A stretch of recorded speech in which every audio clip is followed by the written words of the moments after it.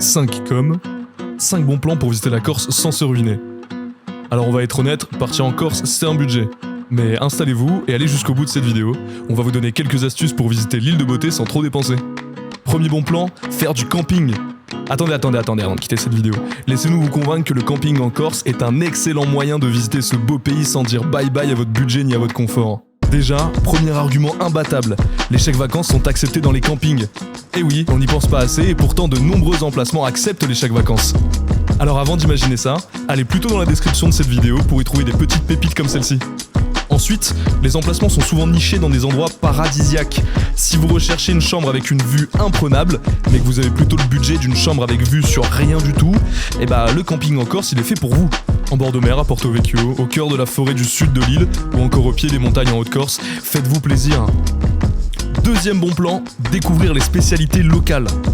Goûter à la Ziminou, découvrir l'agliolou, les storza preti, le fiadone ou encore savourer du startinetsu, du venaccio ou du casglieu. Ça ne vous parlera sans doute pas dit comme ça, mais croyez-moi, laissez-vous bercer par cet accent corse car aucun d'entre vous ne risque d'être déçu face à tous ces plats. Et là, encore une fois, de nombreux restaurants de l'île acceptent volontiers les chèques vacances.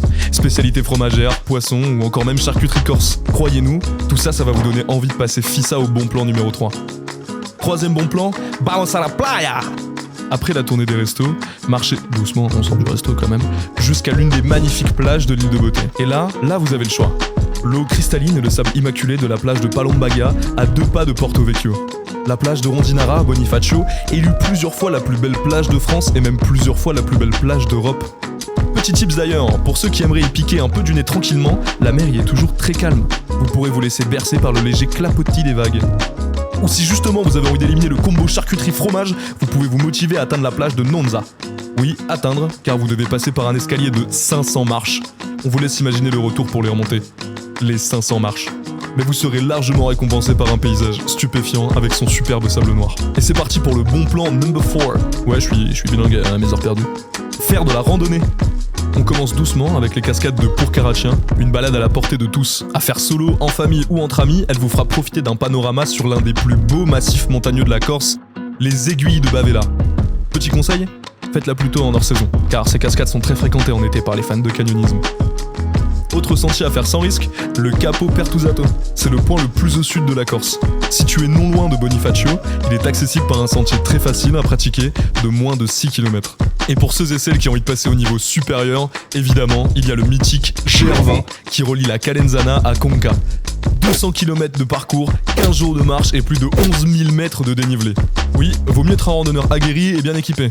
C'est pour ça que je vous propose d'éviter ça. Vous l'avez compris.